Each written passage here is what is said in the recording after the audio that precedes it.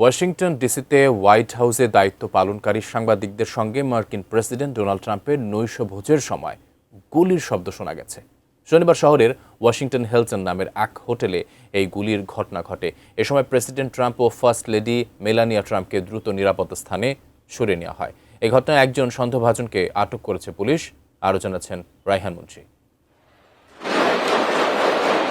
রাজধানী ওয়াশিংটন ডিসির বিলাসবহুল hotel Washington Hilton White House করেসপন্ডেন্টদের সম্মানে আয়োজিত বার্ষিক নৈশভোজে অংশ নিয়েছিলেন মার্কিন প্রেসিডেন্ট ডোনাল্ড ট্রাম্প।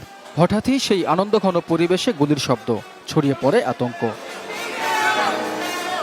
প্রত্যক্ষদর্শীরা জানান, হোটেলের ভিতরে হঠাৎ করে 7 থেকে 8টি গুলির শব্দ শোনা যায়।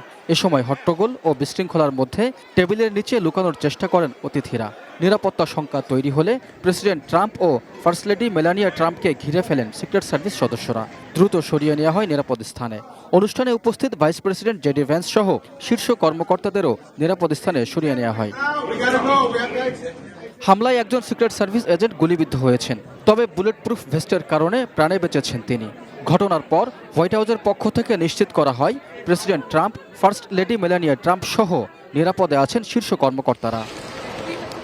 গুলির ঘটনার পরপরই গোটা এলাকা ঘিরে ফেলে নিরাপত্তা বাহিনী। তল্লাশি চালিয়ে 31 বছর বয়সী সন্দেহভাজন এক বন্দুকধারীকে আটক করা হয়। তার নাম কোল টমাস অ্যালেন। তিনি ক্যালিফোর্নিয়ার লস অ্যাঞ্জেলেসের টরেন্সের বাসিন্দা।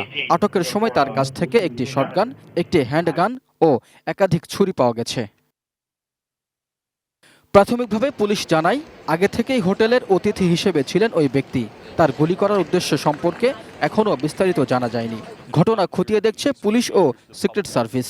আগ্নেয়াস্ত্র ব্যবহার ও ফেডারেল কর্মকর্তাদের ওপর হামলা করায় তার বিরুদ্ধে 2টি অভিযোগ আনা হয়েছে। সোমবার অভিযুক্তকে আদালতে হাজির করা হবে বলে জানান কর্মকর্তারা।